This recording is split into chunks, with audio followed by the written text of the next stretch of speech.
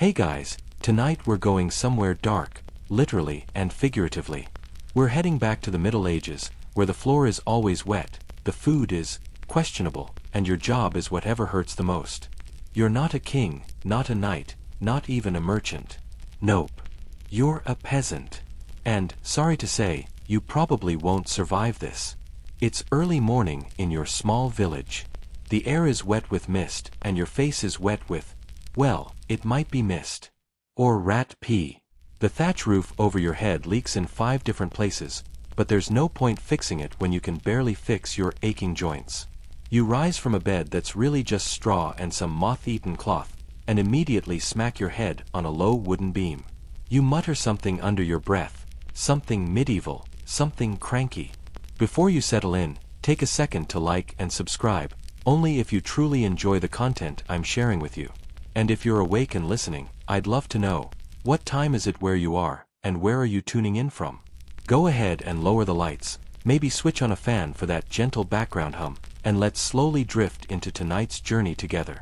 You rub your eyes. There's no glass window to open, just a wooden shutter you unhook to let in the gray morning. The chickens are already stomping around the room, they live here too. So do a few pigs, and an impressive population of fleas. The dirt floor has a patch worn smooth where you sleep, and in the corner, you notice a fresh pile of, well, let's say, mystery. Likely from the goat. Clothes.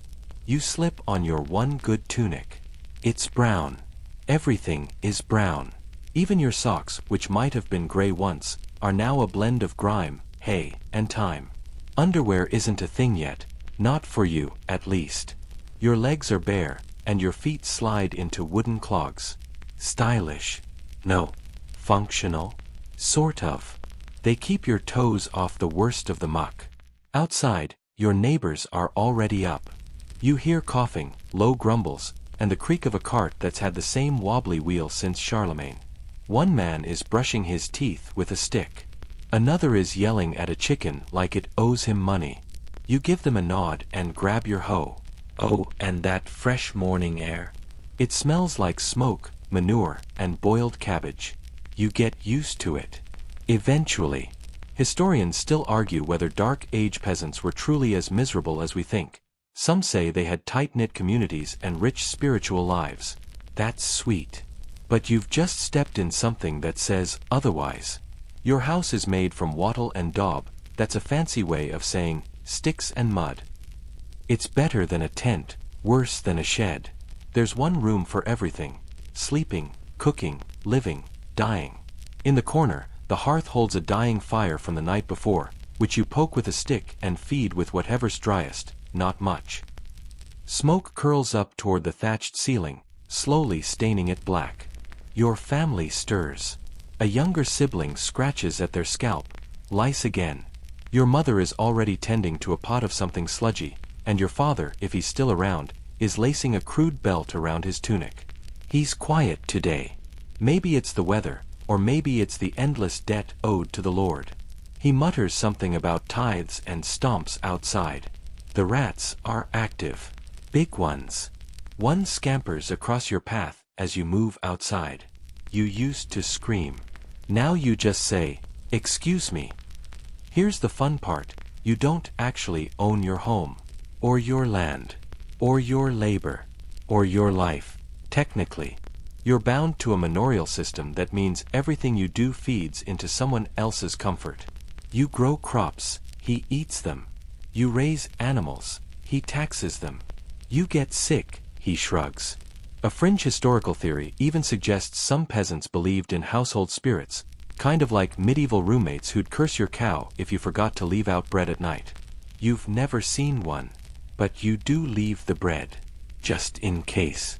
You trudge out into the morning chill, squelching through ankle-deep mud that never seems to dry. There's a faint frost on the ground. It's late autumn, which means your hands will hurt for the next 4 months. You stretch your back, feeling every ache from the day before, and grab your hoe. The same tool your grandfather used, and probably died holding. As you head toward your lord's field, you pass the village well.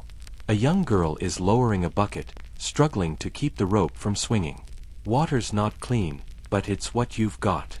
You think about drinking ale instead. It's safer, but you'll need to wait until it's brewed. Fun fact, everyone drinks beer. Even kids. Why?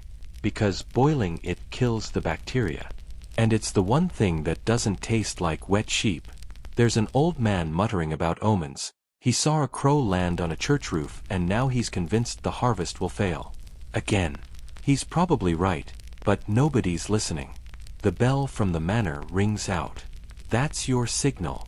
Time to begin another day of grueling, unpaid, soul-numbing labor. You sigh, roll your shoulders, and start walking faster. By the time the sun's properly up, your hands are already blistered. Dirt cakes under your nails. You pass another peasant with a broken cartwheel, a sheep tangled in a fence, and a kid chasing a goose while yelling words you're pretty sure he made up. And all the while, you wonder, is this it? Is this life? You've never seen a city.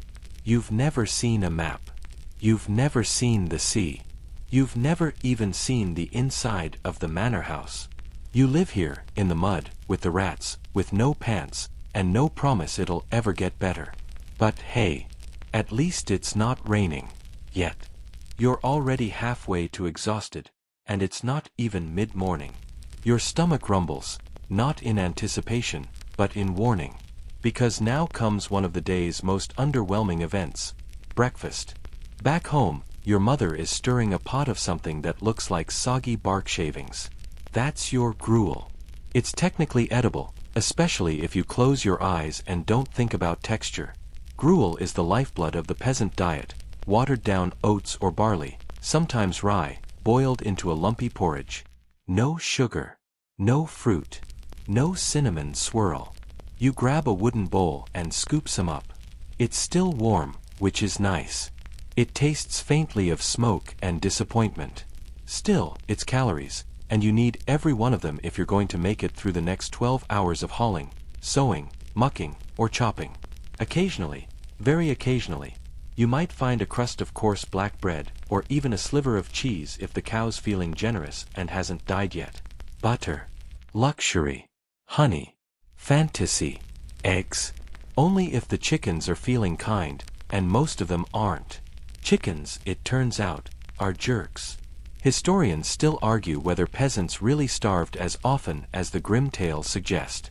Some sources hint that communities pooled resources and managed surprisingly well during the good years. But you haven't had a good year since you were born. In fact, you're pretty sure your best meal ever was when someone dropped a cooked turnip in the mud and you got to lick it before the dog showed up. You finish your gruel and try to scrape the last of it from the bowl with a hunk of hard bread. The bread is more weapon than food, thick, dry, and dense enough to chip a tooth if you're not careful. And you'd better be. Because dentists don't exist yet, and you'll hear all about that in section 13. Your little brother is chewing on the same meal like it owes him money. Across the room, your grandmother is already asleep again. You check for signs of breathing. She snores. Good. You take a sip of ale, not the fun, foamy kind. Peasant ale is low alcohol, sour, and tastes faintly of bread water. But it's safer than the well water, and it dulls your stomach's complaints. Here's a fun tidbit. Some people would save a piece of old bread and float it in their soup to soak up flavor. It's called a trencher, and it doubles as both plate and sponge. By the end of the meal, you've eaten both. Which means dishwashing is mercifully optional. Your neighbor drops by, carrying a bundle of dried herbs and something that might be a dead mole. He offers you a bite. You politely decline. While you're outside, the village priest strolls by, a smug smile under his patchy beard. His robes are cleaner than yours. His belly is slightly rounder. That's because his breakfast came with eggs, milk, and maybe even fruit. You nod at him. He blesses you lazily and walks off toward the manor, probably to remind the Lord how sinful everyone is. Your stomach grumbles again. You'd ignore it, but it sounds like an animal trying to escape. You go back to your work. Your job today is clearing stones from a new planting field. The soil is full of surprises, most of them sharp or smelly. You pick up a lump of something only to find it's not a rock. It's a skull. Maybe animal. hopefully animal. Still, you joke to your cousin nearby, "Hey, it's Uncle Alfric, come to visit." She doesn't laugh. But that's probably because she's carrying a basket twice her size. Food, or the lack of it, controls your life more than the church, the Lord, or even the weather. If it grows, you eat it. If it runs, you chase it. If it looks edible, you give it a chew and wait 10 minutes to see if your lips go numb. Most of the time, meat is a once-a-year event. Maybe you'll get lucky during a festival. Maybe a pig dies suddenly. Maybe you find something already dead and reasonably fresh. That last one's iffy, but again, calories are calories. One time, a traveling tanner passed through with dried venison.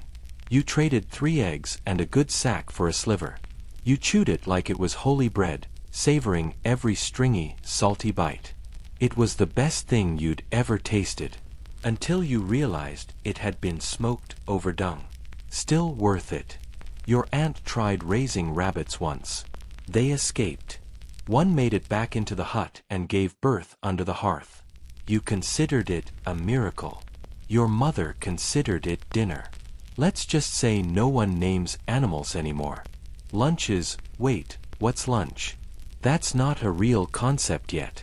If you're lucky, someone brings out cold gruel or a heel of bread midday, maybe a few wild greens or a raw onion. There's a type of plant you chew when your stomach hurts. You don't know the name. You just call it, not dying plant. And forget about snacks. A peasant's idea of dessert is a berry that wasn't already eaten by a bird. Or maybe chewing on a piece of tree bark that smells kind of sweet if you squint. And yet, you manage. Day after day. Your body adapts to hunger like it adapts to dirt, grudgingly, but effectively. You stop dreaming about roast chickens. You stop asking why the Lord's dog eats better than your family. Fringe theories suggest some peasants used kitchen magic, tiny superstitions to stretch their meals. A pinch of salt to ward off illness. A whisper before breaking bread. You're not sure if it works, but hey, nothing else does, so why not? As evening approaches, the hearth beckons once more. Dinner? You guessed it. More gruel. This time, it's thicker. Barely. Your sister found a mushroom, which she insists is safe. Your father eyes it and says, "Let's wait and see if the dog dies first." You don't laugh out loud. But your stomach does a little backflip. You eat slowly, savoring each hot, lumpy bite. Someone farts. No one reacts. You're all too tired to care. The fire burns low. Bellies are full. Well, not full, but not screaming. You lean against the wall, watching smoke curl upward into the beams. Tomorrow, the same food. The same hunger. But for now, you're warm. Sort of. And breathing. Mostly. And hey, only 6 more months till the harvest. The sun dips low, casting your world into that special kind of dusk that makes everything look slightly more miserable. Your body is heavy, your fingers stiff with chill, and your back feels like it's aged another decade in a single afternoon. Still, the work isn't done. In fact, it's never really done. Because when you're a peasant in the Dark Ages, your job is everything. You hoe, you harvest, you mend fences, you spin wool, you make your own tools, and when something breaks, you fix it, or live without it. You don't get weekends. You don't even get the concept of weekends. What you get is the cycle of seasons and the ever-looming expectation to give a chunk of your yield to the Lord, the church, and anyone who manages to look more powerful than you. Which, unfortunately, is almost everyone. Today, for example, you're patching the roof with your cousin. The thatch has rotted through in places, and it's threatening to collapse onto your fire pit, and maybe your goat. So up you go, balancing on creaking beams, poking old straw with a stick like that'll fix anything. Fun fringe fact: some peasants mixed cow dung and mud into their thatching to make it more water resistant. You try not to think about this as your hand sinks into something unusually squishy. Historians still argue whether the medieval peasantry understood what we'd call labor rights. On one hand, they had communal obligations and some autonomy within the village. On the other, if you dropped your scythe and walked away, You could be hunted down as a runaway serf. Not exactly a worker's paradise. By now, your hands are raw from rope and frost, and your lips are cracking in the cold. But the animals still need tending. You slog to the small lean-to where the pig is snoring.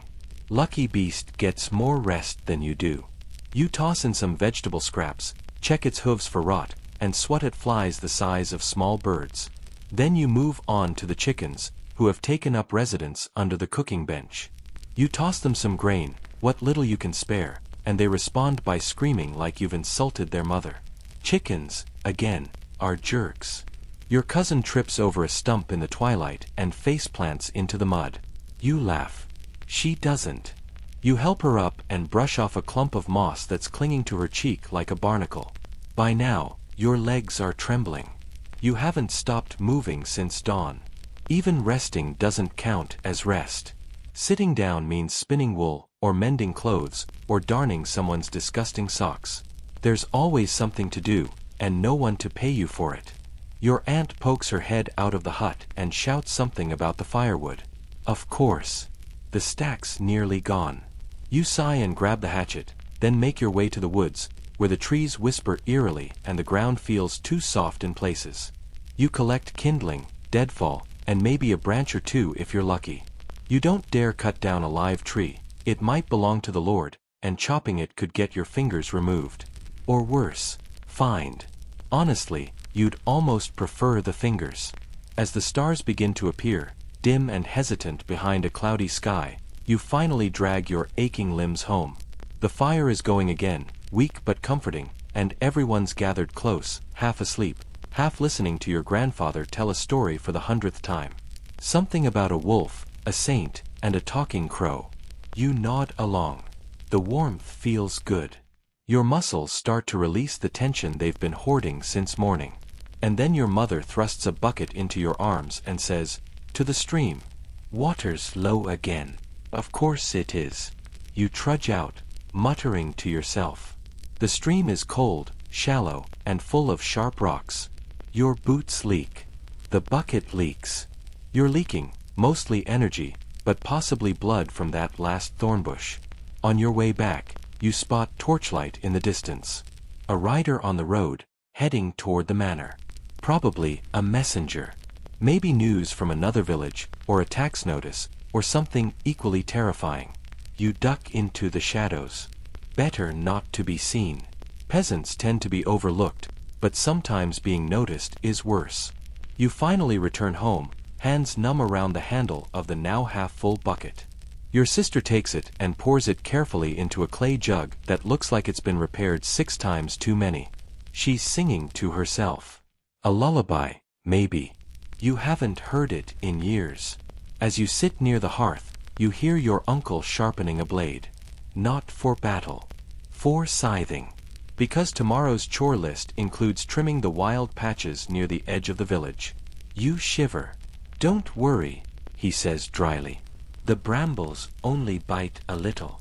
You roll your eyes, then notice your cousin pulling burrs out of her hair. She's been in the pasture again. Probably looking for mushrooms or lost sheep. Or maybe just looking for 5 minutes of peace where no one's telling her to do something. That's the thing no one tells you about being a peasant. It's not just the labor. It's the constantness of it. There's no such thing as off-duty. Even sleep is temporary. You dream about chores, wake up early from guilt, and feel like the sky is judging you if you rest too long. A new neighbor stops by the fire. He's young, missing 2 fingers from a farming accident, and he just walked 10 miles to join the village after his last one was wiped out by disease. You make space for him. He doesn't speak much, but you both understand the same silent language. Work, ache, repeat. And you can't help but wonder, how many people live like you? How many peasants in how many villages are hauling buckets, chasing chickens, dodging lordly glances, and praying for one good harvest before their back gives out? A lot. Most people in this world are peasants. You're not special. You're the rule, not the exception. But that doesn't make it any easier. Still, the fire crackles. Your legs stretch out. Your breath slows. Someone hums a little tune from the old days. The room smells like smoke and sweat and something vaguely green. And for a moment, just one, you feel a flicker of something like peace. Then your brother farts, someone knocks over the water jug, and the pig steals your seat. Back to work tomorrow. It's dark now. Not dimly lit, or mood lighting, dark. This is full medieval blackout, the kind of darkness where even shadows seem afraid to show up. You're inside the hut, but it doesn't make much difference. The fire flickers weakly, casting just enough light to make everything look haunted. You're getting ready for bed, which is really just code for curl into a human ? And try not to freeze. There's no mattress, no feather pillow, no cozy duvet. Your bed is a straw-stuffed sack laid directly on the packed earth floor. It crunches when you move, and not in a satisfying cereal commercial way. More in the, oh good, Beatles again, way. You lie down, trying to ignore the itchy feeling creeping along your skin. Lice, probably. Or fleas. Or both. They never really leave. No matter how many times you bathe, which, let's be honest, isn't often, they find you again. Your body is their Airbnb, and they're terrible guests. You tug a rough wool blanket over yourself, and it smells like goats. Because it was a goat. Not metaphorically. Literally. It still has the faint outline of a hoof press if you squint. You share the bed with your younger siblings. There's no concept of personal space, so you get used to elbows in your ribs and knees in your kidneys. It's weirdly comforting, like a poorly organized puppy pile. The pig snorts from its corner. Yes, the pig sleeps inside. So does the chicken. So does the dog, though you're not sure it even belongs to you. It just kind of showed up and refused to leave. A fringe belief in some villages holds that dogs can protect you from evil spirits during sleep. Given the alternative, more rodents, you welcome the company. Historians still argue whether peasants actually liked having animals indoors or just tolerated it for warmth. Honestly, you don't care. That pig radiates heat like a small, grumpy stove, and on cold nights, he's basically your best friend. The thatched roof groans overhead. Wind whistles through the walls, carrying with it the occasional night sound, distant howls, creaking trees, maybe a banshee. You're not sure if banshees are real, but you don't plan on testing it. The last time someone went out at night, they came back pale and silent and refused to talk about what they saw. Could have been a ghost. Could have been the tax collector. Either way, terrifying. You try to sleep. But sleep doesn't come easy when your bed is made of sticks and your blanket smells like livestock. You shift a little. A sibling mumbles. Someone farts. Standard. Then comes the scratching. Not in the house. Under it. Rats. Probably. You tell yourself it's just the wind, but your brain whispers otherwise. Some nights they get bold and chew through food stores. Your mother keeps the precious grain in a suspended sack now, dangling from the rafters like an edible chandelier. Eventually, your body starts to drift. Muscles relax. Thoughts slow down. And just as you're slipping into that lovely muddy twilight between waking and dreams, the church bell rings. You sit up too fast and bump your head on a ceiling beam. It's the middle of the night. Bells don't ring for fun. You scramble outside into the freezing dark, your feet bare and instantly regretting every life choice. The other villagers are emerging too, torches flickering, voices hushed. Something's wrong. At the edge of the village, a cart creaks to a halt. A cloaked man jumps down and whispers to the priest. You can't hear the words, but you can see the priest's face, and that tells you enough. It's plague. Again. Last time, it swept through a nearby hamlet and left nothing but silence. You remember the travelers who came from there. Pale. Coughing. Gone within days. You buried them quickly. No one wanted to touch the bodies. Now it might be coming here. Or maybe it's already here. And just like that, sleep is cancelled. You huddle near the others as the priest mutters a prayer. The Lord's men won't help. Not unless the manor's in danger. You'll be left to fend for yourselves, again. You feel the chill deeper now, not from the cold, but from dread settling into your bones like a second skin. Your mother wraps her arms around your siblings. You pull the blanket tighter and wonder which is worse, dying from the plague or from the fever dreams that follow. As the night drags on, the cart disappears back into the mist. Someone lights a small fire near the chapel. People drift back inside, shoulders hunched, eyes haunted. You lie down again. You don't expect to sleep. But your body, exhausted beyond words, finally shuts off like a lantern out of oil. You dream of rats, of black boils, of running, of fire. In the dream, your bed is warm. Your belly is full. You're wearing something clean. You know it's not real, but you let yourself enjoy it. Then morning arrives with the quiet cruelty of someone tapping you awake during the best part of a nap.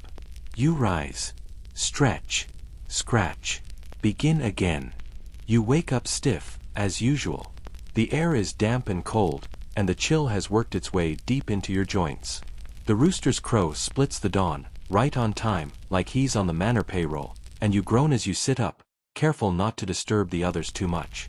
Some are still wrapped in their patchy blankets, whispering morning prayers or rubbing sleep from their eyes with soot-streaked fingers. You step outside, and a soft mist clings low to the earth, making the fields look otherworldly. Beautiful, if you weren't about to break your back in them for the next 12 hours. First order of business, breakfast, or what passes for it. You go inside and poke at the fire pit. The embers are still glowing faintly. With some dry twigs and practiced breathwork, you coax it back to life.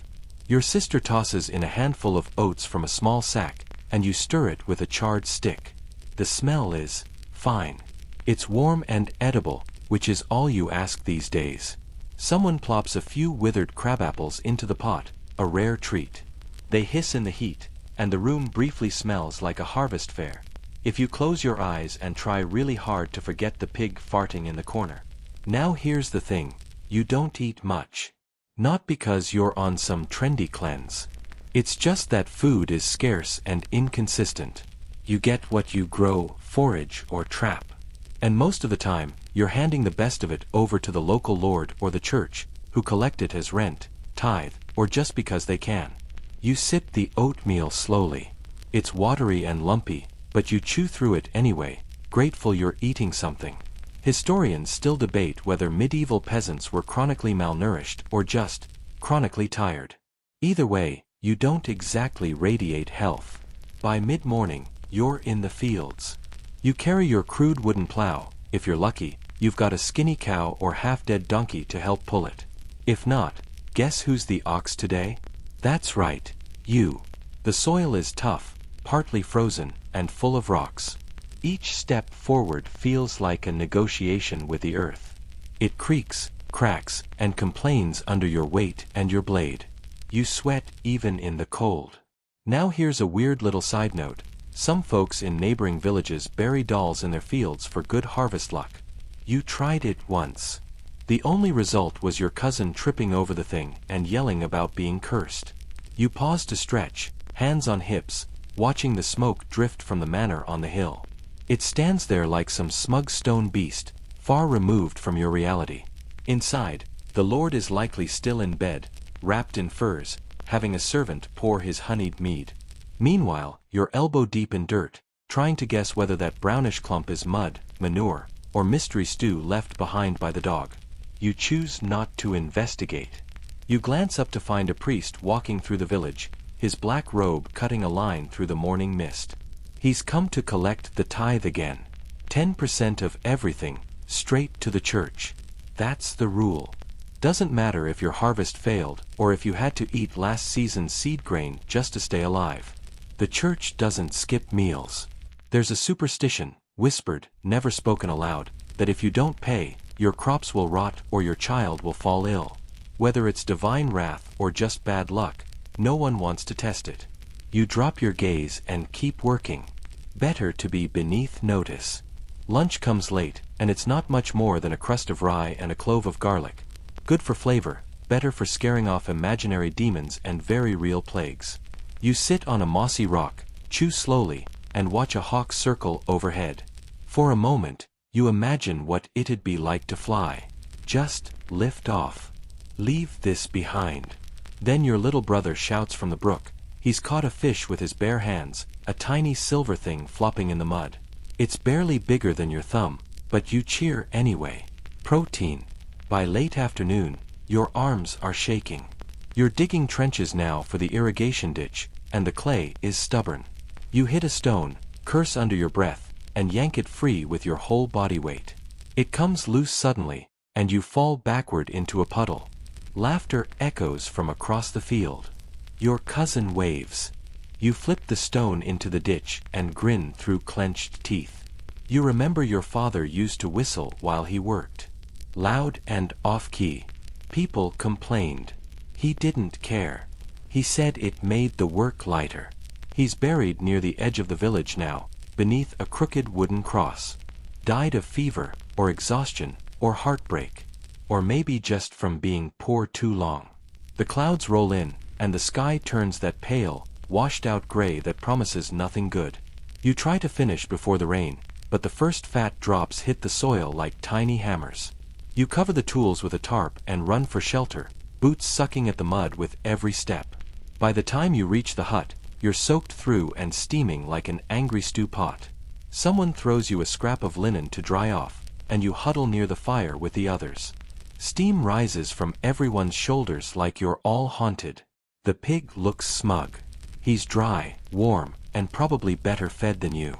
Dinner is leftover oatmeal, a bit of the fish, and a few slices of dried turnip. You eat in silence, watching the fire dance and sputter. No one has the energy to speak.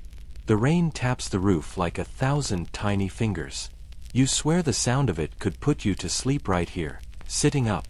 You stretch out again on the straw bed. A rat scurries somewhere in the wall. The pig grunts. A sibling coughs. And you wonder, not for the first time, whether you'll ever leave this village. Whether the world beyond the woods and the manor and the church might be different. Kinder. But that's not for today. Today you worked. You survived. And in this life, that's about as good as it gets. Morning comes with the subtlety of a slap. The rooster's back at it again, declaring your alarm clock duties complete with a screech that sounds increasingly smug. You groan, muscles aching from yesterday's trench digging, and slowly sit up. Your knees creak. Your back protests. You're officially 22 going on 75. The fire's gone out. You poke the ashes with a stick and feel the cold settle deeper in your chest. Someone forgot to bank it last night, and now you get to restart the ritual of coaxing life from damp kindling. You'd complain, but complaining is as pointless as trying to dry laundry during a medieval monsoon. No one's listening, and even if they were, they're just as miserable. After your usual gourmet breakfast of thin oat mush and what might be a berry, or possibly a bug, you head out. Today's task: collect firewood. Which sounds simple, until you factor in that the forest belongs to the Lord. The trees belong to the Lord. The fallen branches also belong to the Lord. Yes, even twigs are off limits. Technically. But everyone does it. You just have to be subtle. Sneaky. Like a woodland ninja with a basket and terrible shoes. You take the path that leads toward the outer woods, careful not to be seen by the reeve. He's the local enforcer of manor law, and he once fined your cousin a chicken for stealing moss. That same moss, by the way, now lines the church pews. Historians still argue whether lords truly enforced these woodland restrictions consistently, or whether it was more of a convenient excuse to punish the poor when tax season was slow. Either way, it keeps you looking over your shoulder like a medieval shoplifter every time you pick up a stick. You reach the edge of the woods and step cautiously under the tree canopy. Light filters through in slanted golden beams, painting everything with a kind of quiet magic. It's beautiful here, surprisingly so. For a second, you forget the mud, the taxes, the cold porridge life. Then a branch cracks somewhere deeper in the brush. You freeze. Not an animal. Too heavy. You crouch low behind a stump and wait. A moment later, a figure appears, cloaked, hunched, dragging a bundle of kindling. It's old Agnes, the herbalist, muttering to herself. You breathe easier. She's mostly harmless, unless you insult her turnip wine. Then she might curse your goat. Agnes notices you and gives a little grunt of acknowledgement. You nod in return. It's the kind of silent agreement common among peasants: if you don't report me, I won't report you. Also, maybe share your mushrooms later. You get to work gathering sticks, careful to avoid anything that looks remotely alive. Deadwood is safest, legally and physically. You once saw a boy try to chop down a sapling. The tree split wrong and smacked him in the face. He's been cross-eyed ever since. You fill your bundle, arms wrapped around it like a stiff, crunchy baby. On the way back, you pass by the charcoal burner's hut. Smoke snakes from the top, acrid and sharp. These guys are weird. Always covered in soot, barely talk, sleep in shifts. But without them, winter would be even worse. Their slow-burning charcoal fuels blacksmiths, bakers, and even the Lord's own hearth. There's a rumor one of them made a pact with woodland spirits to keep their fire pits always hot. It's probably nonsense, but you still nod politely when you pass. The return walk is uphill because of course it is. Everything worth doing is uphill. The bundle digs into your back, and the straps cut across your fingers. You adjust, huff, mutter something blasphemous under your breath, and keep going. Back in the village, your neighbor's daughter is screaming. Not in pain, just having a tantrum. She's about 5 and furious that someone took her favorite stick. Life's little injustices start early. You dump the wood beside the hut. Your mother thanks you without turning around. She's kneading dough for the communal oven, elbow deep in flour and muscle memory. The dough will join everyone else's in the village oven later this afternoon. That oven, by the way, is not yours. It belongs to the Lord. Like everything else, you get to use it once a week. But for the privilege, you pay in grain, labor, or loyalty. The baker's boy, skinny as a reed and twice as loud, oversees it. He says he's exempt from field work because his hands are blessed for the bread. You roll your eyes every time. Still, bread is sacred here.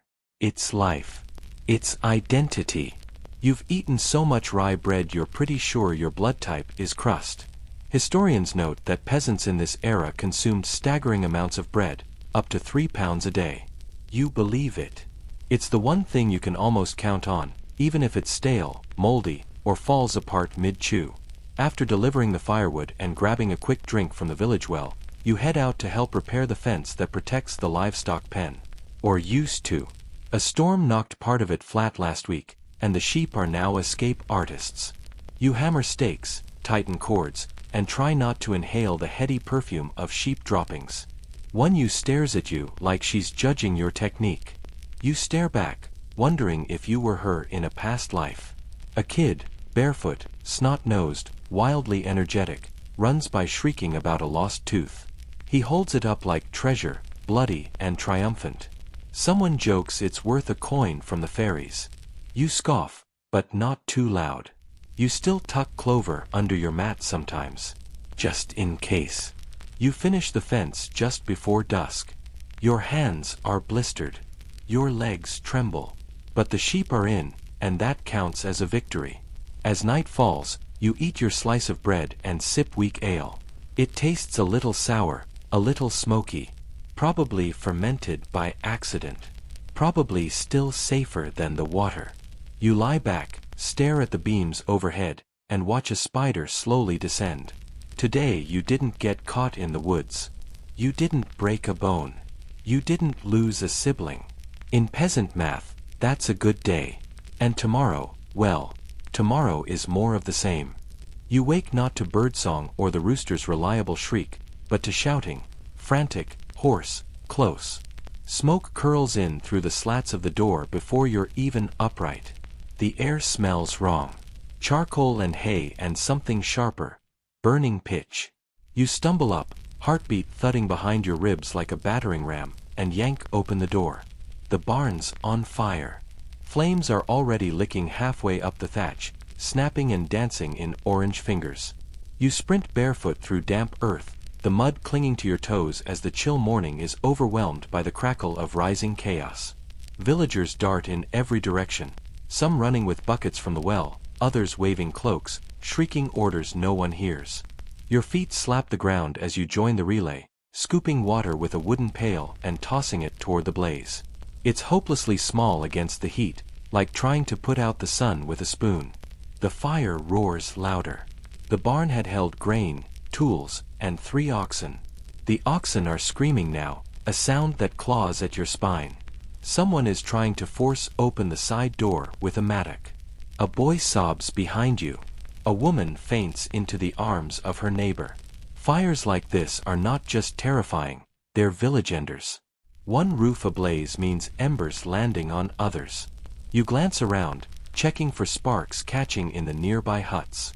So far, so lucky. But for how long? A group is forming a human chain, hauling water from the well, hands trembling with each pass. You join in, ignoring the sting of the cold, the weight of the pail biting into your palms. This is all you can do. Pass, splash, pray. And pray you do. Not just to God, but to anything listening. A house fire in the 1300s isn't just bad luck, it can mean starvation next season. That barn held more than animals. It held next month's seed grain, your tools, a spare cloak. Historians still argue whether these common village fires were truly accidental or whether some were quietly set, by desperate villagers trying to erase debts, by landowners in squabbles, or even by invaders testing the outskirts. But standing here, as smoke blots out the morning sun, it doesn't feel like politics. It feels like panic. The oxen are gone. You watch one stagger from the wreckage, half its fur singed, eyes wide and white. It collapses yards from the door, steam hissing from its side. Someone, Reeve Godric, starts shouting that the fire must have been caused by neglect. Someone left oil too close to the lamp, he roars. He blames young Osbert, who already has a reputation for clumsiness and sleepwalking. Osbert's mother begins to wail. You say nothing. No one dares speak up against Godric. He's the Lord's eyes and fists in your village. You suspect it might have been the candle from last night's prayer vigil. Ironic, if nothing else. Eventually, after what feels like hours but is probably only 20 minutes, the fire dies back. Smoke continues to drift and smother. The barn collapses inward with a sigh of embers. You stand there, soaked with well water and ash, watching the ruins steam under the rising sun. Everything smells burnt. Your hair, your shirt, your future. You help rake through the blackened wreckage with a stick, looking for anything salvageable. A horseshoe, bent but intact. A cooking pot with a cracked bottom. That's it. Someone finds a scorched wooden figure, part of the nativity display from last Yule. The Virgin Mary now has no face. A small child picks it up anyway and clutches it like a doll. Later, the villagers gather around the pit. The Lord, of course, is not present. But his steward rides in by midday, already furious. This will delay your harvest quotas, he barks. You'll need to compensate. Compensate with what? No one knows. You'll likely face another tax. Maybe extra corvée labor, forced workdays on the manor lands. Maybe they'll take 2 of your chickens instead of 1. Maybe the Reeve just wants another excuse to call Osbert Firebrain for the next year. You head home, dirty and hollowed out. The barn may have belonged to a neighbor, but loss here is always shared. The village is a fragile organism. When one limb suffers, the whole body limps. Dinner that night is bread, of course. A bit of dried fish if you're lucky. Your mother sprinkles in parsley from the herb patch like it's some royal seasoning. You barely taste it. Smoke clings to everything, your throat, your clothes, your dreams. You lie down on your straw mat and stare at the beams overhead. One day, this hut might go up, too. One spark, one accident, and everything you know would vanish in a plume of gray. Still, tomorrow, you'll get up. You'll carry water. You'll mend what's left. You'll help rebuild. That's what peasants do. The morning after the fire feels like waking into the aftermath of a bad dream. The sky is dull, gray, and low, like it's embarrassed to show itself after such a night. You walk past the charred remains of the barn on your way to church, boots crunching over half-burned straw and scattered ash. The smell is still there, smoke, damp wood, and loss. You pass the others in silence. Everyone walks the same way this morning, slowly, eyes down, weighed down not just by grief, but by expectation. It's Sunday, and no matter what burned last night, the soul still needs tending. The church looms ahead, a squat, cold stone building that smells like damp wool and old incense. It's nothing like the grand cathedrals you've heard about, those towering things with flying buttresses and stained glass. No, this is a village church, and it looks like it could fall over in a stiff breeze. Still, it's the most solid building in miles. Funny how the most secure structure belongs to the only people who never plow a field. Inside, the priest is already there, standing at the front with the same expression he always wears, a cross between holy wisdom and mild indigestion. His robe is patched but still fancier than anything you've ever owned.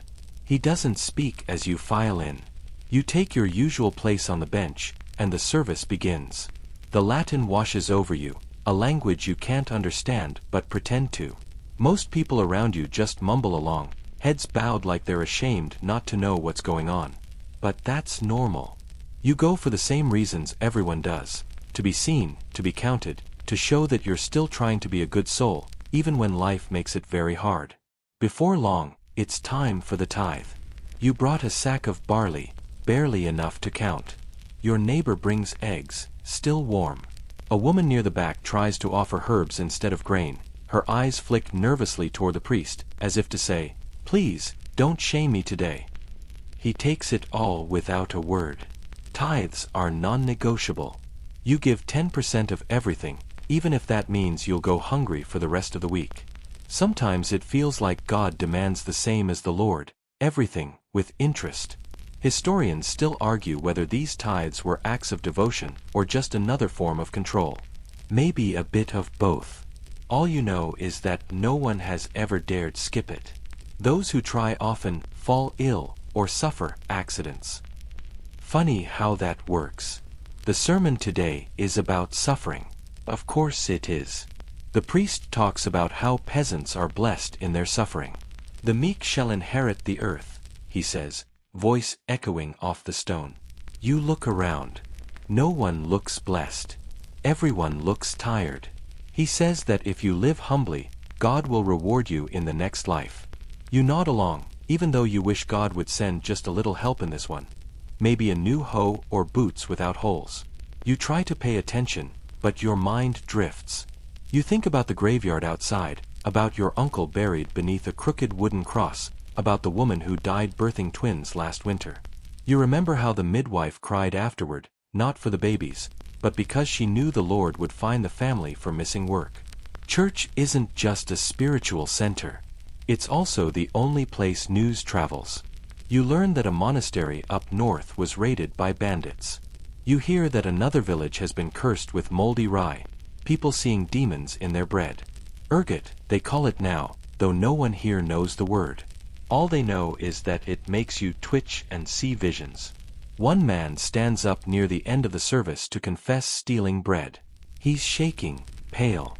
The priest blesses him, then quietly tells him to report to the reeve. You'll see him in the stocks by sundown, no doubt. Public repentance.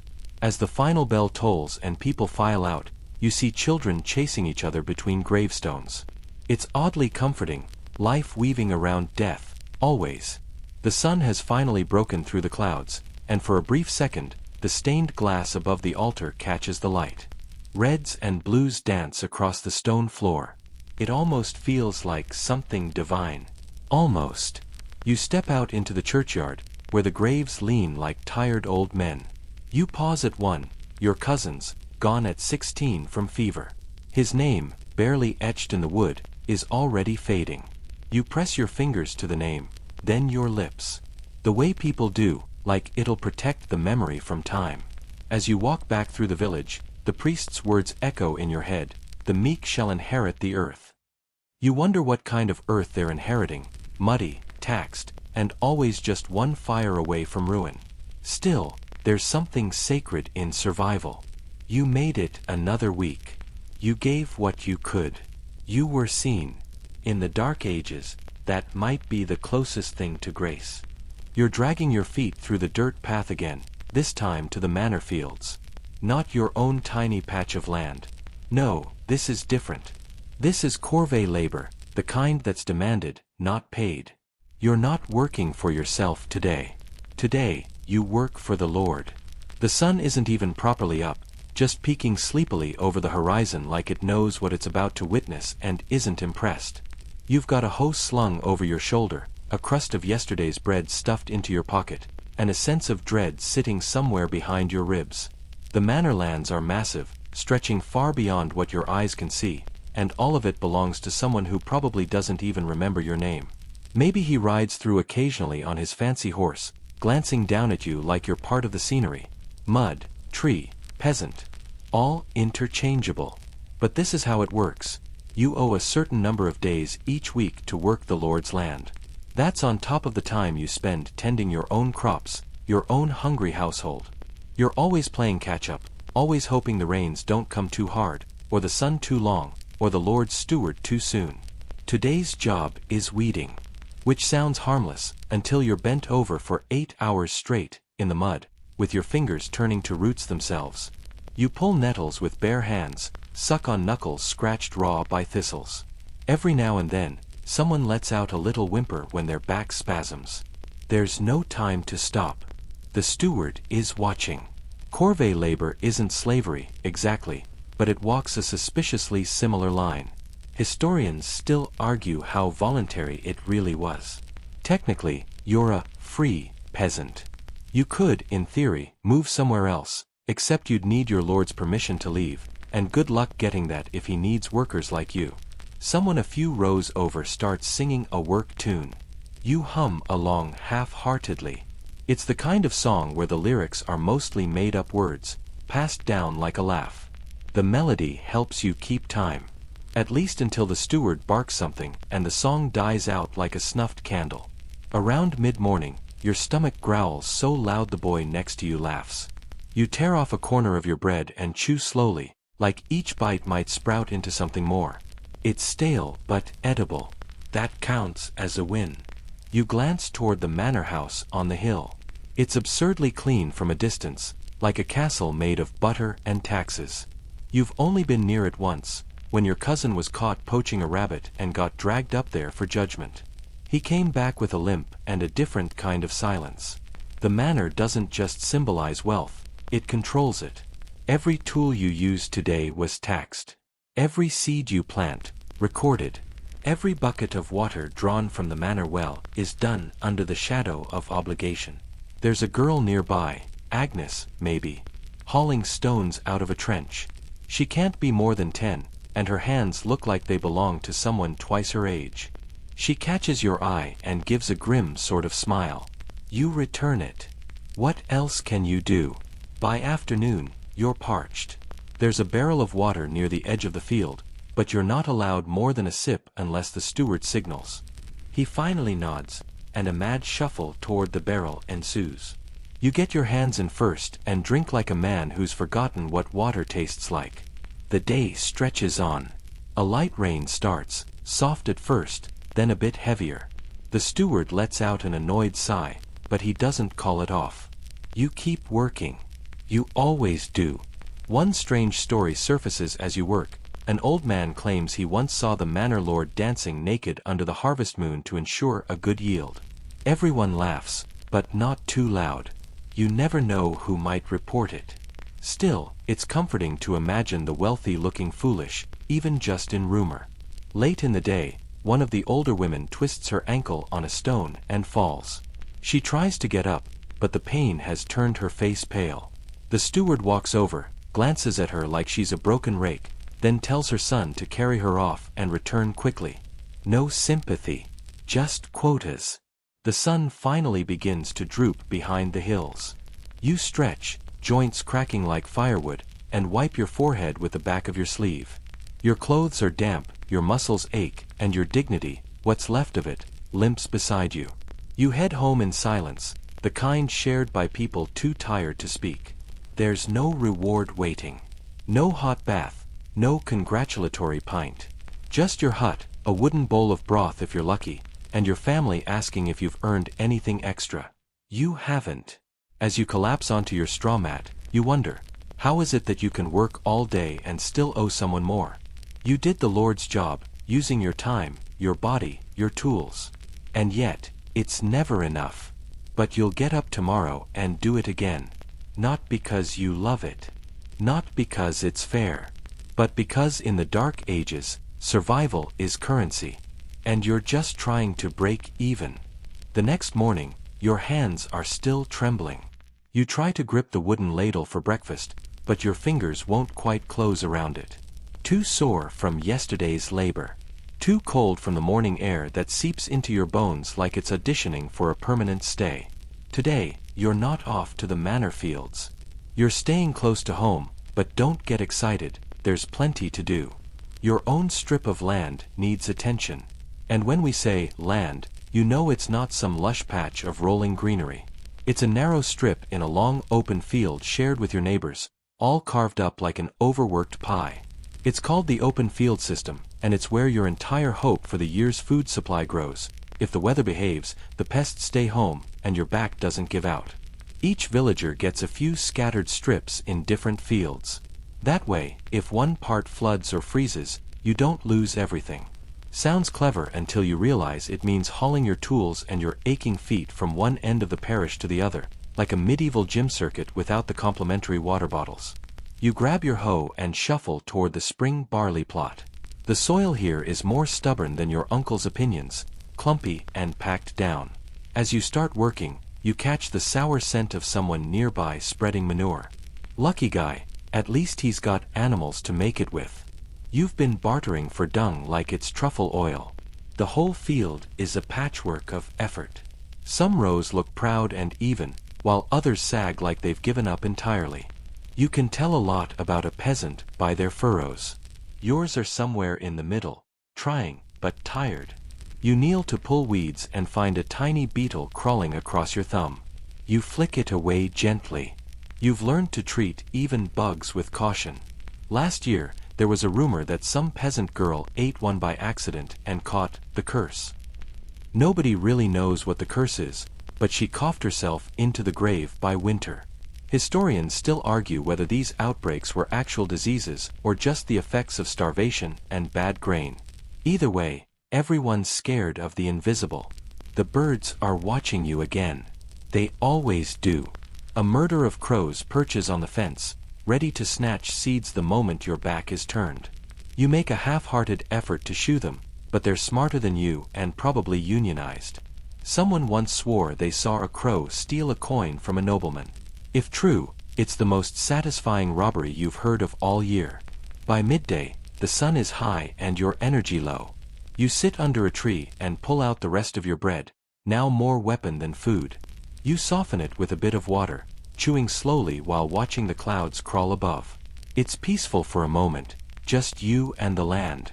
You almost forget the Lord, the church, the tithe, the steward's glare. Then a voice calls out, your neighbor, Edric, waving at you. He's limping again. You know he broke his toe last harvest and it never healed right. Still, he's out here like the rest of you, dragging a rake like it owes him money. He tells you about a pig that gave birth to 9 piglets last night. An omen, maybe good, maybe bad. He's not sure. No one ever is. You share a chuckle about it. In the Dark Ages, humor is one of the few things that's free and keeps relatively well. By late afternoon, the wind picks up. You taste dust with every breath, and your mouth is starting to feel like the inside of a flour sack. But you push on, digging, planting, weeding, cursing under your breath in between whispered prayers. Farming here isn't a job, it's a gamble. You toss seeds into the earth and hope the dirt is in a good mood this season. One bad storm, one early frost, one swarm of locusts, and all your work vanishes like smoke. That happened 3 years ago, wheat blight. The yield dropped so low, people fought over moldy crusts. One man even tried to grind acorns into flour. He ended up vomiting for a week straight and swore he saw angels. Fringe tip, don't try medieval paleo diets. You finally pack up for the day, your muscles burning and your feet tingling like they're filled with bees. As you walk back, you notice someone's scarecrow has been knocked over.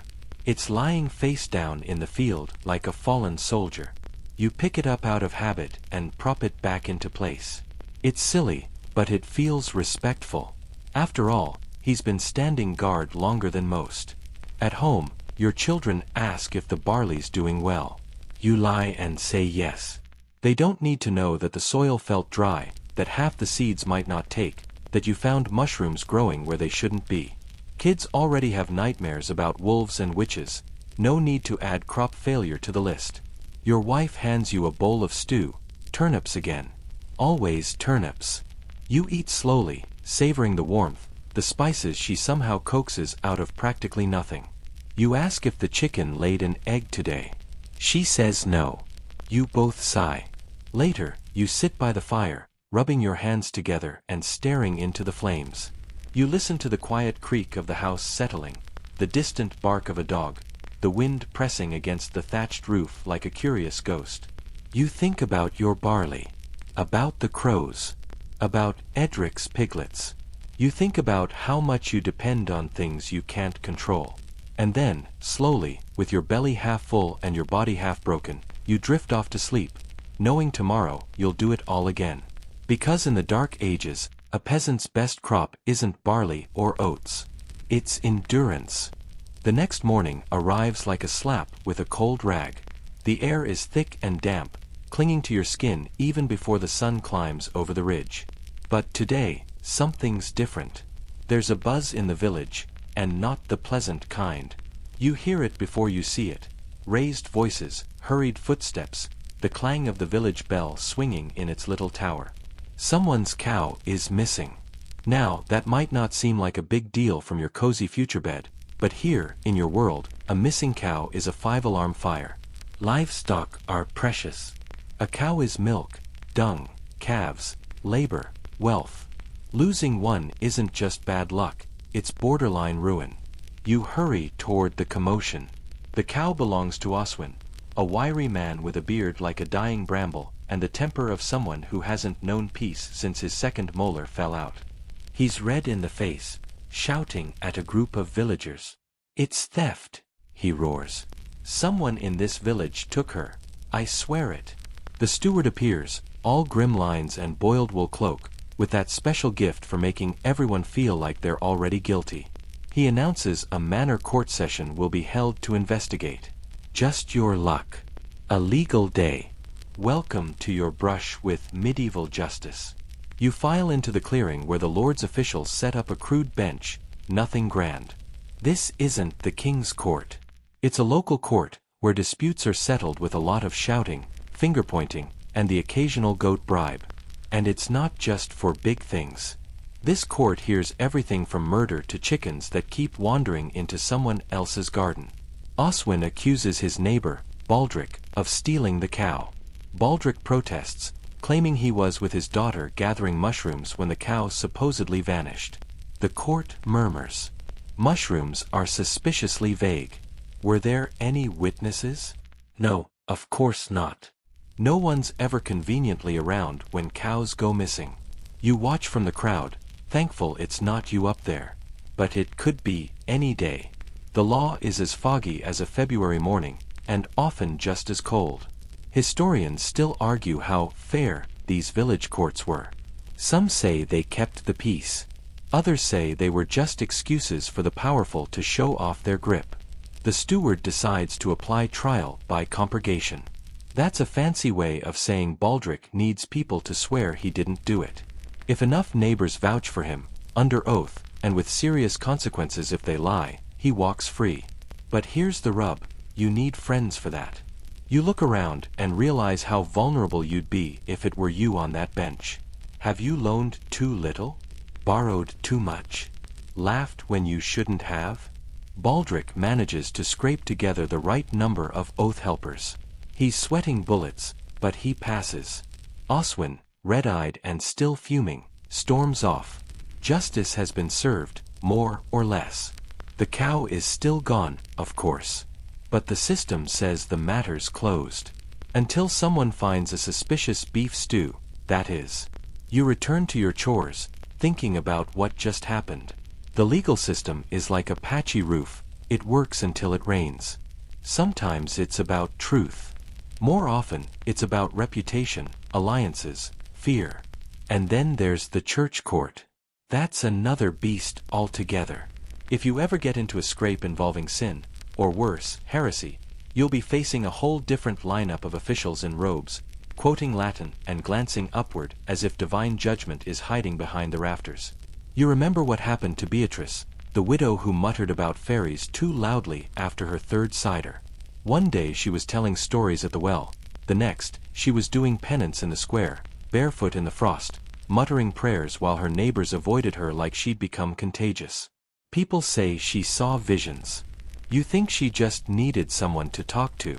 There's a fringe theory someone once whispered in your ear, that the Lord and the priest sometimes trade favors. If that's true, it explains a lot. Why some people get away with grazing their pigs on common land, while others get fined for picking up wind-fallen apples. Later in the afternoon, you sit with your son, trying to teach him the strange, delicate art of staying out of trouble. Don't speak unless you're asked. You tell him. And if they ask you something twice, it means they're trying to catch you. He nods solemnly, already looking like someone who's seen too much for his age.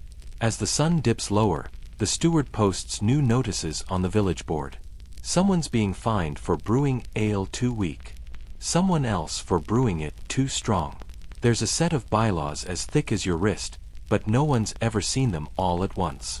Most people just learn the rules the hard way, after they've already broken one. At dinner, there's quiet talk about whether Baldric really did it. Some say he's clever with knots. Others say Oswin's always been careless. You sip your broth and stay out of it. In a place where the law is public theater, the audience never wants to be part of the show. And deep down, you wonder, if the day comes when it's you being accused, will anyone swear on your behalf? The days crawl on, and the rhythm of peasant life resumes. Work, eat, pray, sleep, repeat. But just when you think you've settled into the usual aches and indignities, life tosses you another turnip-shaped curveball. It's tax season. Not the paper-stuffed envelopes kind you might know in the modern world. No W-2s or handy little boxes to tick. No, here, taxes come in the form of physical labor, bushels of grain, and chickens mysteriously gifted to the local reeve. And they're not just once a year. They're scattered all across your calendar like unpleasant holidays, tithes, rents, levies, fines, and that sneaky little fee no one really understands but everyone pays anyway. You've got to give 1/10 of your harvest to the church. That's the tithe. The church says it's for your soul. You're pretty sure it also funds the priest's new stained glass window featuring Saint who knows what. And then there's your feudal dues to the Lord, usually paid in grain, eggs, or the occasional ox you didn't plan on parting with. The weirdest one might be the merchet, a payment made when your daughter gets married. Yep. Marrying off your child costs you. It's supposed to compensate the Lord for losing a worker.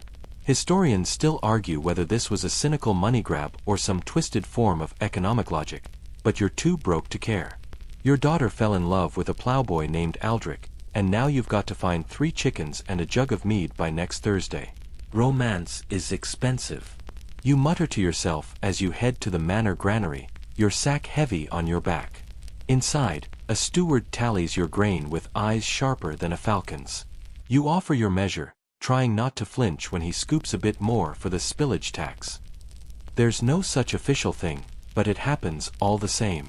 Fringe peasants call it the hand tax, because it's whatever the steward's greedy hands can grab. Sometimes you pay in labor instead, extra days in the Lord's field, hauling stones for a wall you'll never lean on, or gathering firewood for a manor fireplace that burns hotter than any fire you've known. You wonder, not for the first time, why you're the one getting splinters for someone else's winter comfort. Back home, your wife is sorting through the household's dues basket. It's a sad little thing, half-rotted apples, a scrap of linen, dried herbs tied up with twine. She's trying to scrape together the goods owed to the priest, the reeve, the ale taster, and the Hayward. You don't even know what the Hayward does, exactly, but he's got a title and an appetite. You sigh and sit down, counting what's left. You've done the math in your head 100 times. No matter how you shuffle it, by the time everyone gets their cut, your own family barely has enough to last through winter. And yet, the church says to give gladly, for the Lord provides. You wonder if he's planning to send a side of bacon anytime soon. By moonlight, you chat with your neighbor Osric, who's chewing on a stick like it's a delicacy. He jokes that if you pile all the Lord's taxes in one place, they could build a second manor. Then he gets quiet and tells you about a rumor. In another village, peasants banded together and refused to pay. Said no more. Said enough was enough. You raise your eyebrows. And what happened? He shrugs. Nothing good. He doesn't elaborate, and you both fall silent, staring into the fire. In your world, resistance isn't heroic. It's usually fatal. Still, the pressure is building. The burden is growing heavier. And there's no sign it'll ease. The harvest was lean, and next year's prospects aren't looking any better. The soil feels tired. The sky keeps misbehaving.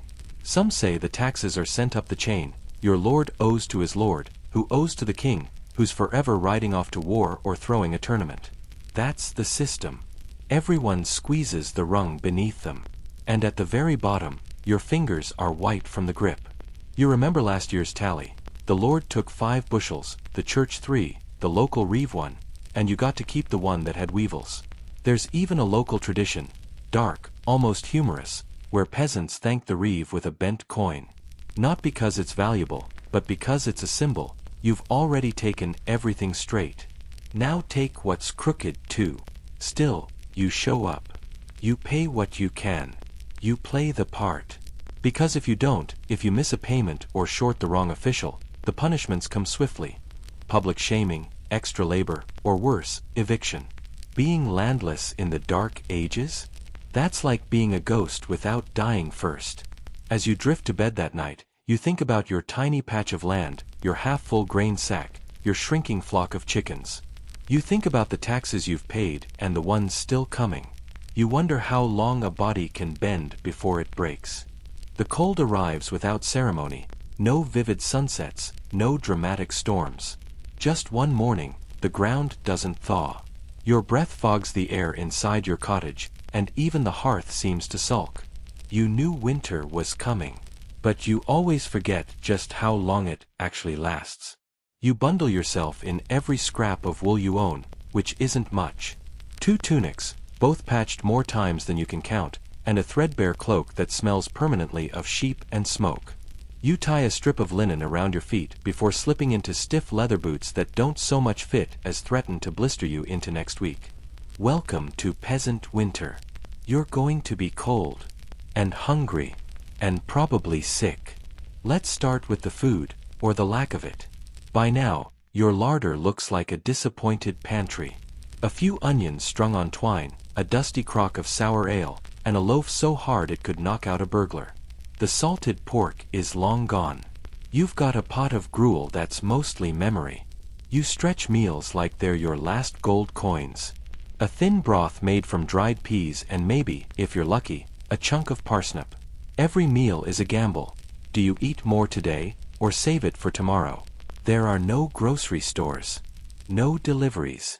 Just what you managed to grow and squirrel away. And this year, the harvest wasn't kind.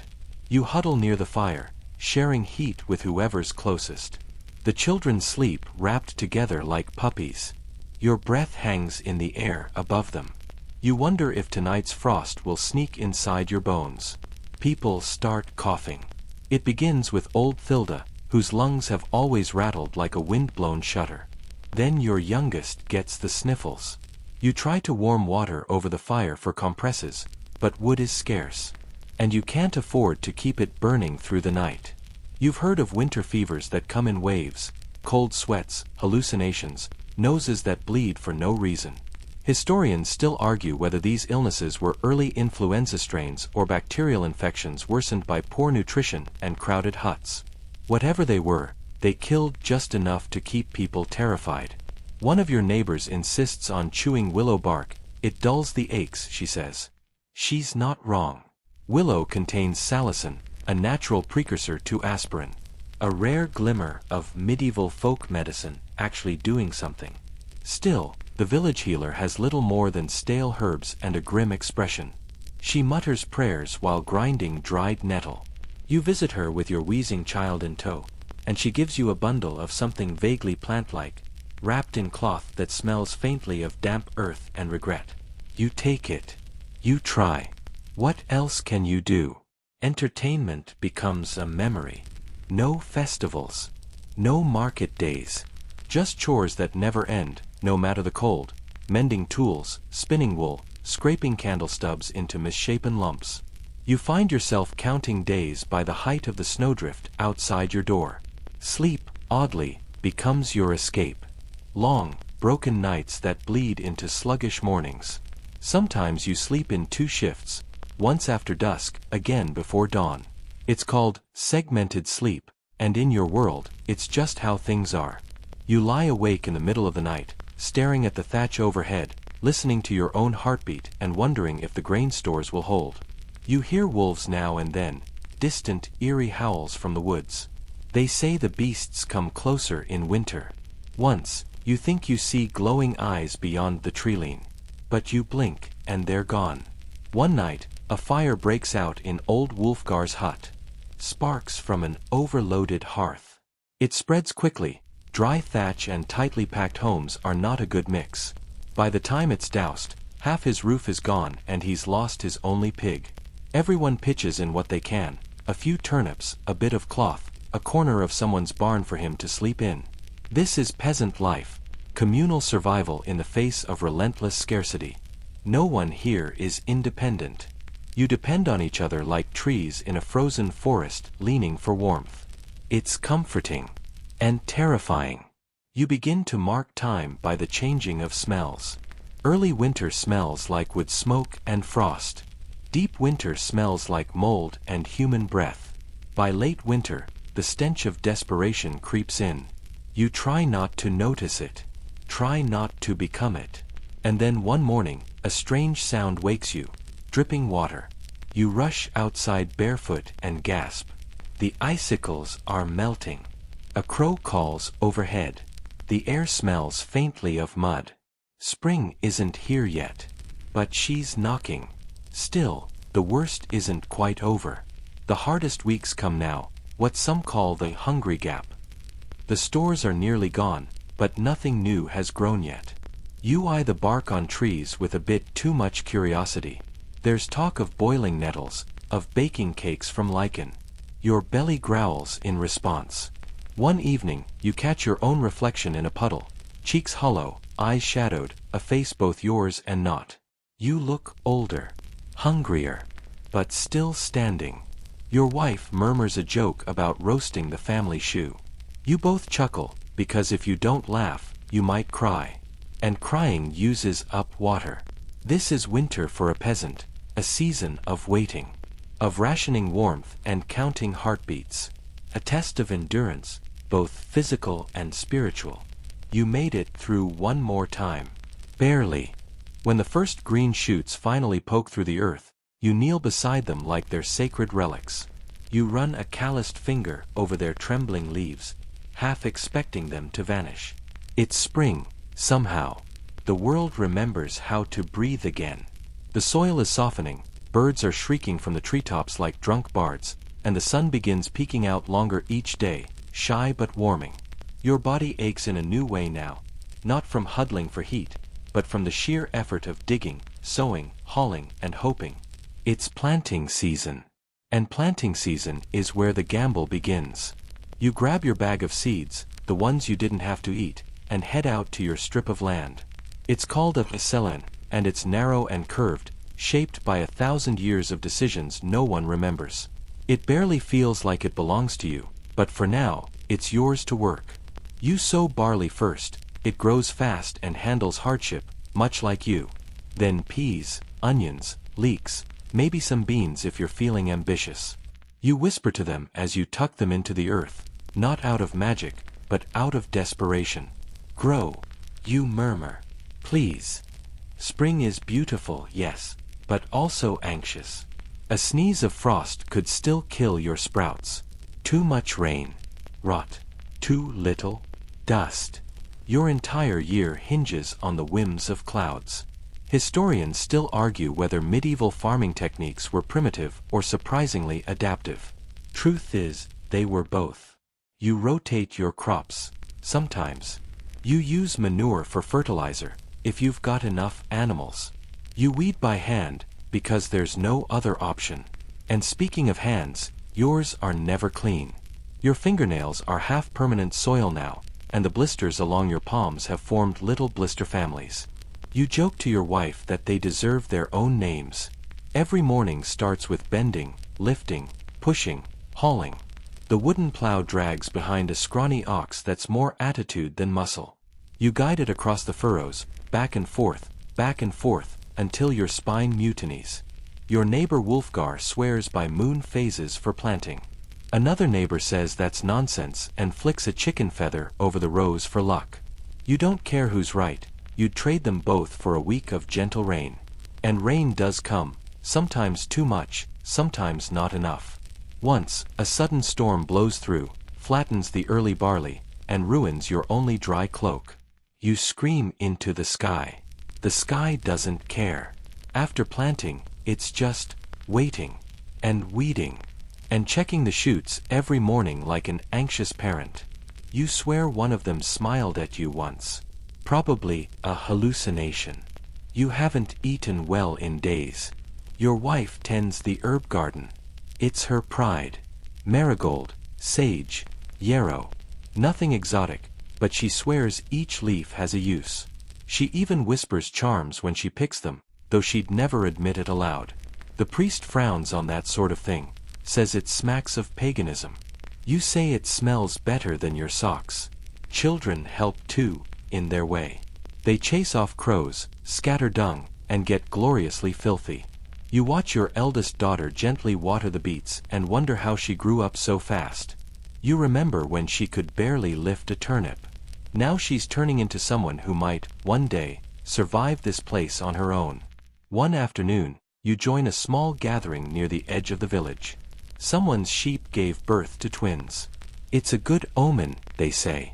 A boy paints a smiley face in the mud on his tunic and gets scolded for wasting earth. You laugh harder than you should. The air is thick with manure and pollen, but you don't mind. It smells like life. There's still fear, of course. A late frost, an early drought, or some creeping pest could ruin everything. You've heard of fields blackening overnight, of swarms devouring entire villages' hopes. You pray under your breath when no one's watching. Not loudly, not with pride, but enough to count. Sometimes a traveling monk comes by with strange seeds. He says they're from France, or Italy, or some place you're not entirely sure is real. You trade a bit of wool for a handful. They never grow. Or maybe you plant them wrong. Either way, the monk doesn't return. You mark the days by your aches. If your knees hurt, it's barley time. If your back hurts, it's weeding. If everything hurts, it's Sunday. On Sundays, you go to church. Not because it helps your crops, but because it reminds you that everyone else is just as tired. You kneel beside neighbors with dirt under their nails and calluses that could cut glass. Together, you sing hymns you barely understand, and for a moment, your aches feel shared. Smaller. Holy, even. Then it's Monday again, and the fields are calling. This cycle, this quiet grinding loop, is all you know. It's not poetic or grand. It's sweaty, mucky, repetitive. But it's also miraculous, because each year you plant, and sometimes, impossibly, things grow. And in this uncertain, blistered little life, that's enough. The crops are in the ground, your tools are as sharpened as they're going to get, and now, at last, it's summer. Which means one thing, you're about to get very, very busy. Summer isn't the kick back with a jug of wine and enjoy the sunshine season. Not for you. Not for any peasant. Summer is a sprint, an itchy, sweaty, buzzing sprint, to not die in the winter. The fields don't rest, and neither do you. By sunrise, you're already hauling yourself out of bed. The air smells like dew and dung. You scarf down a bit of cold porridge, chase it with a sip of ale that tastes suspiciously like rainwater, and drag your aching legs out to the fields. There, the weeds have launched an aggressive campaign. They've taken over faster than gossip in a tavern. You spend the first hours of the morning on your knees, clawing them out with fingers that feel like worn-down roots. The barley's waist-high now, rippling in the wind like a golden sea. It's beautiful in the way a snarling wolf might be. Gorgeous, sure, but it could destroy you if something goes wrong. A single hailstorm, a swarm of beetles, or just one wrong turn of weather, and this field turns from next year's survival into next month's panic. And the bugs. Oh, the bugs. You slap your neck so many times you start to wonder if your blood tastes better this year. Gnats, horseflies, wasps, a beetle you swear made eye contact. No one talks about how the real rulers of a medieval farm are six-legged and have no interest in your boundaries. Then there's the hay. Cutting hay is a dance of sorts, a slow, repetitive one with a scythe that weighs more than your toddler. You swing it through tall grass in great arcing sweeps, gathering it into piles that dry under the sun. If you don't dry it well, it molds. If it molds, your animals die. If your animals die, well, you know how that story ends. By midday, the sun is vicious. Your tunic sticks to your back. You start to hallucinate shade that isn't there. You wonder if saints ever got heat stroke. Probably. But the work keeps going. Summer is also when the sheep need shearing. It's a noisy, scratchy ordeal. The sheep wriggle like furry demons. You get kicked twice and bit once. The wool comes off in uneven clumps, and you're covered in lanolin and flecks of straw. Still, it's a good haul. You might even be able to trade a bundle for some honey or smoked fish if the merchant passes through. Speaking of trade, summer's also market season. You head to the nearest town on a long, dusty walk, a basket of eggs in hand and your best patched-up cloak fluttering in the breeze. The market is chaos, a whirlwind of smells, shouting, and elbows. Someone's selling clay pots shaped like pigs. Someone else is playing a harp that's wildly out of tune. You trade 2 eggs and some dried herbs for a wooden comb. Your wife is thrilled. The market's also where you hear the news. A lord's son has been knighted. A village upriver lost half its crop to floods. Someone claims to have seen a comet, always a bad sign. Historians still debate whether peasants truly believed omens ruled their lives or just used them as shorthand for bad luck. Either way, when someone says, "A goat screamed during the full moon," you nod solemnly. You return home and dive back into the routine. Chickens need feeding, fences need mending, someone's pig wandered into the mill pond again. Life is relentless, loud, and weirdly hilarious. You learn to find comedy in absurdity, like the goose that thinks it's a dog, or the time your cousin tried to flirt with the baker's daughter and tripped into a cart of manure. At night, your body throbs with exhaustion, but your brain won't sleep. You lie in the straw, counting ceiling spiders and wondering if you'll get through this season without a disaster. Or a broken ankle. Or an excommunication. Honestly, any of the above seems equally likely. Your neighbors are equally on edge. One of them, Guy Elbert, is convinced someone cursed his cow.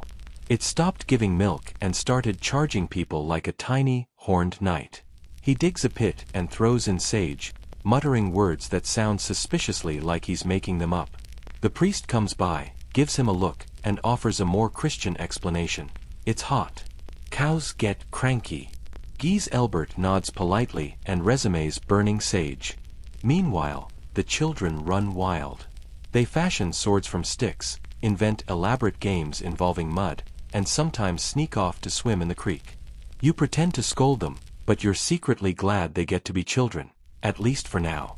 One afternoon, a traveling entertainer shows up. He's got a lute with a missing string, a painted cloak, and enough stories to fill 10 winters. He juggles apples, sings bawdy songs, and tells a tale about a knight who married a dragon. The kids are spellbound. You are too, if you're honest. As the sun dips low, fireflies blink to life in the hedges. You sit outside, a cup of something warm in your hands, listening to the crackle of crickets and distant laughter. For a moment, just a flicker, you don't feel poor. Or overworked. or worried. You just feel alive. And isn't that something? The air turns heavy, rich with the scent of ripe grain and warm soil. It's late summer now, harvest season, and every breath you take tastes like tension. The whole village holds its breath, waiting for the signal to begin. You don't get to choose your timing. The Lord's steward does. He arrives with his parchment and his ever-frowning face, proclaiming that tomorrow is the start. You nod politely, then curse under your breath. Your grain was nearly ready last week, but of course, you waited. If you harvest early, you're fined. If you harvest late, you starve. It's a tightrope with no net. The next morning, you're in the fields before dawn. There's no time for bread, only a gulp of ale and a prayer that your sickle stays sharp. You walk into the barley with your heart in your throat. You reach out, slice, and the harvest begins. Every cut is a victory. You gather the stalks into bundles, tying them with twine made from last year's scraps. Sweat pours down your back, mingling with the chaff that clings to every surface of your skin. By midday, you look like a scarecrow rolled in breadcrumbs. The whole family is out now. Your wife is binding sheaves, your eldest son is dragging them into neat stacks, and even the little ones are scurrying around collecting stray stalks. There's no such thing as too young during harvest. The baby sleeps under a tree with a straw hat over her face, blissfully unaware that her future depends on how many bundles you can tie before nightfall. You work until your shoulders scream. Your fingers go numb. Blisters break open, reform, then break again. You tie a rag around your hand and keep going. Everyone does. And then comes the tithe. A portion of what you've just gathered, usually a tenth, sometimes more, is set aside for the church. Another chunk goes to your feudal lord. He doesn't come collect it himself, of course. He sends his reeve, who counts the bundles with an expression like he's sniffing something rotten. You keep your head down. Arguing over grain counts is a good way to end up fined, whipped, or both. Historians still argue whether tithe enforcement varied village to village, but you don't have time for debate. You just hand over the sheaves and hope they look generous enough to avoid suspicion, but not so generous that they start asking questions about hidden grain. You store what's left in the granary, assuming you have one. If not, it's your loft, your cellar, or a buried clay pot lined with hay. Rats are already waiting. Mice, too.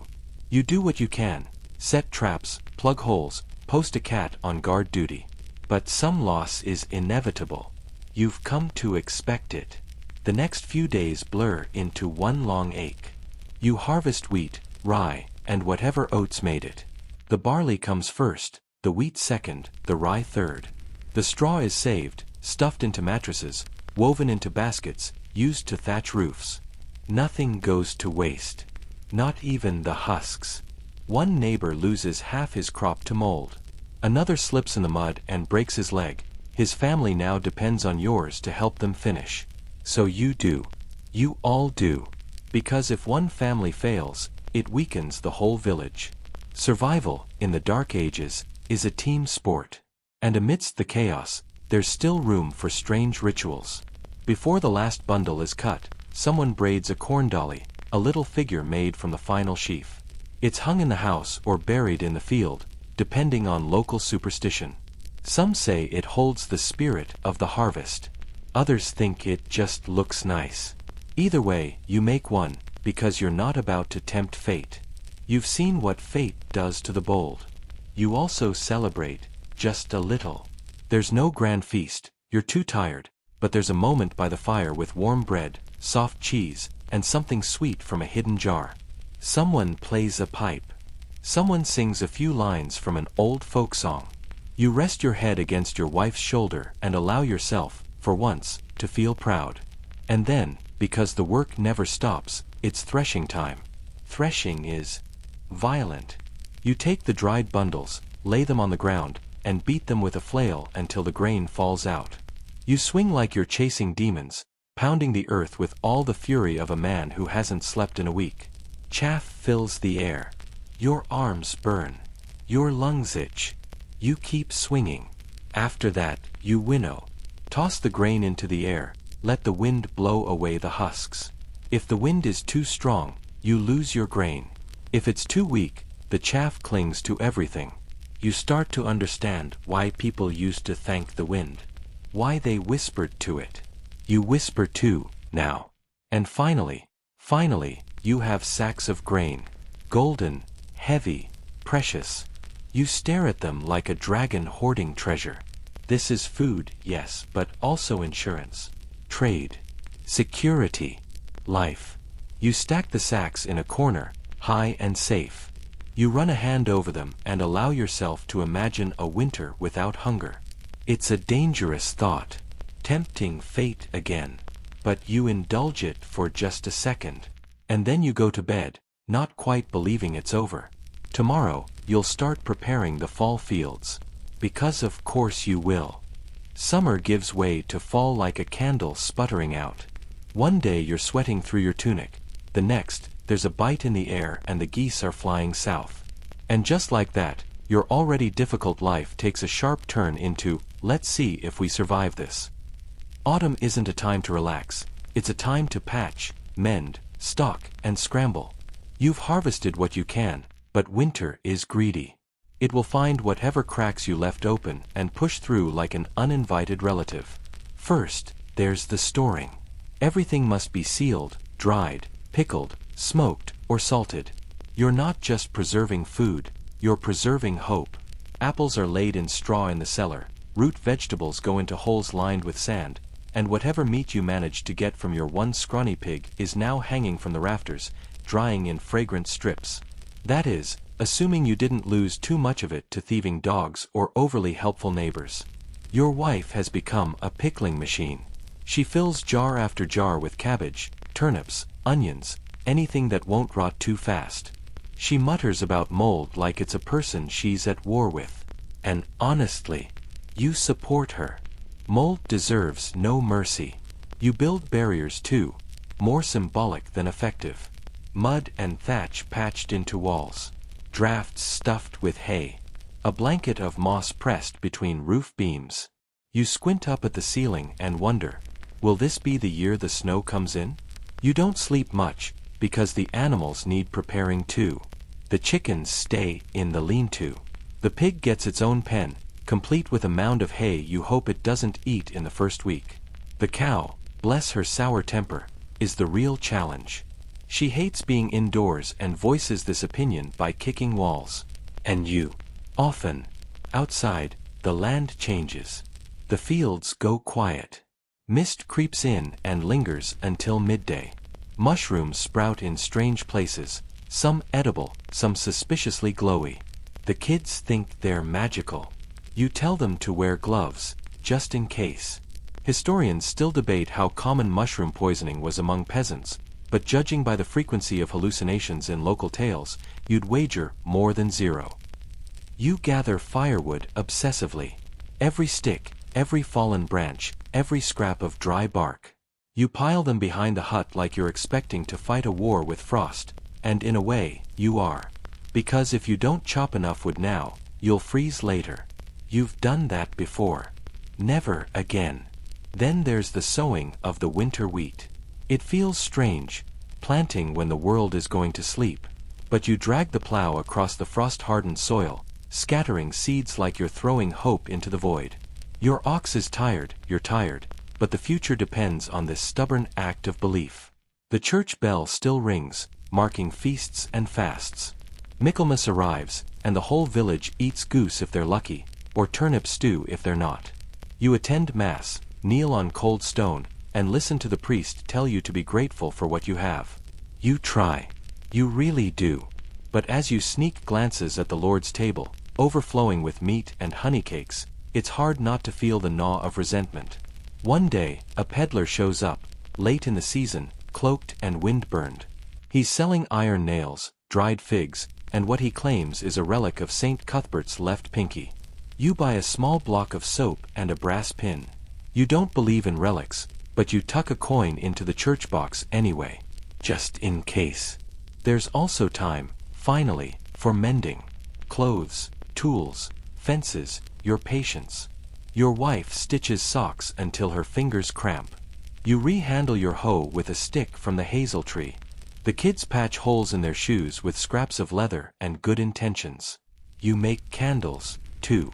Not many, just enough to see by. Tallow ones, greasy and smoky, smelling faintly of old meat. Beeswax is a luxury reserved for churches and lords, but sometimes you catch a whiff of it on the breeze and feel a pang of envy. Nights grow longer. You sit by the fire and tell stories, half-true ones passed down from your grandfather, about wolves the size of carts and monks who could turn invisible. You laugh, shiver, and glance toward the dark corners of the hut. Because winter is coming, and everything feels like a warning. There's an old woman in the village, Agnes. She knows herbs, signs, and how to make your headaches go away by whispering at your feet. Some say she's a witch. Others say she's just lived long enough to know things. You visit her one night, bringing a dried gourd as a gift. She presses a pouch of leaves into your hand and tells you to steep it when the baby's chest gets tight. No charge. Just a knowing look. You walk home slowly, past the fields gone gray. The moon is a thin blade in the sky. You hear an owl hoot and hope it's not an omen. Some villagers still think owls mean death. You personally think it just means mice are having a bad night. The wind picks up. Leaves rattle like old bones. Somewhere in the distance, someone sings, faint and off-key. It might be a prayer. Or a lullaby. Or both. You duck into your hut, shut the door, and check the larder one more time. It's not full. It never is. But it's something. You sit by the hearth, stretch your legs, and close your eyes. Winter is at the door. But for now, you've made it this far. The cold arrives like a thief in the night. It doesn't knock. It doesn't ask permission. It creeps through the thatch and under the door, curling its icy fingers around your bones before you even realize what's happened. You wake up with frost on your breath and your toes curled so tight they might snap. Winter in the dark ages doesn't flirt, it devours. You pull the blankets tighter. Scratchy wool layered over straw-stuffed mattresses, shared body heat, and whatever residual warmth the dying hearth provides. It's never enough. Not really. Your breath fogs the air with every exhale, and getting up becomes a negotiation with your own spine. Still, you rise. Because someone has to. You stumble out to check on the animals.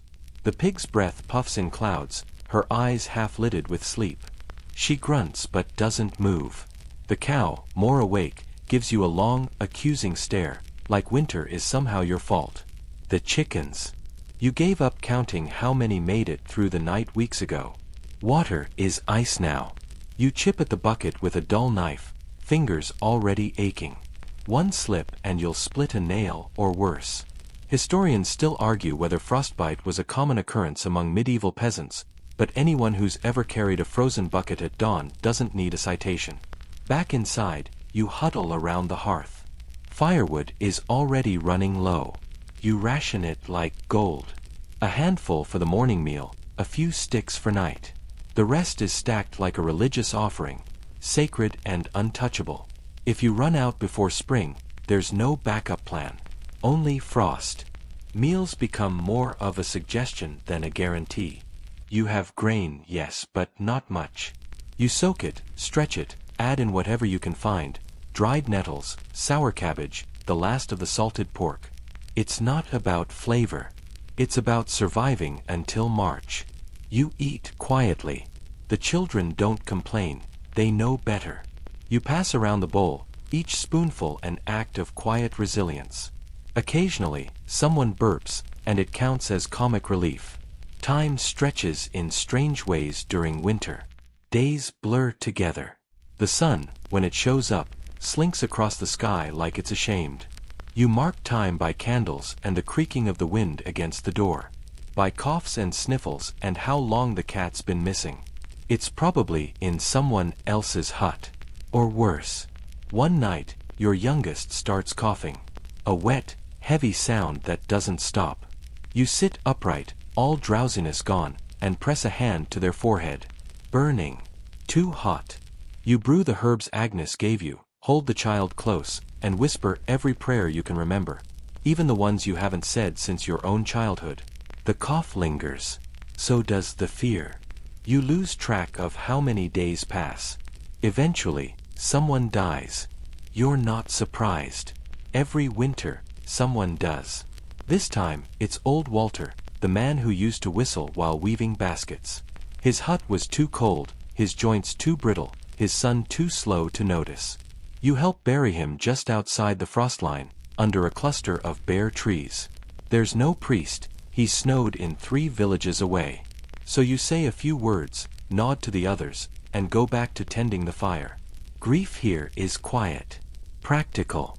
You mourn with your hands, by repairing his roof, feeding his widow, taking in his goat. Then life moves forward. It has to.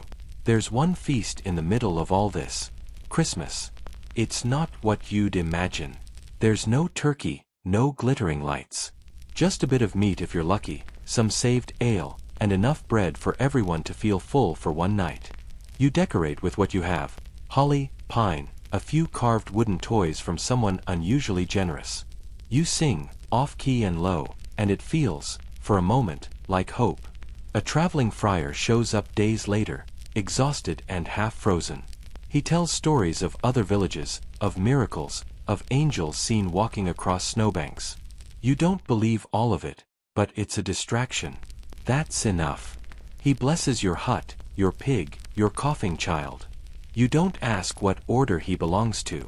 He probably forgot himself. You mend, you wait, you pray. And then one morning, something changes. You notice it while hauling frozen water. Just a glint. A sparkle in the ice on the ground. The sun, faint but unmistakable. It lingers longer than usual. Warmer, somehow.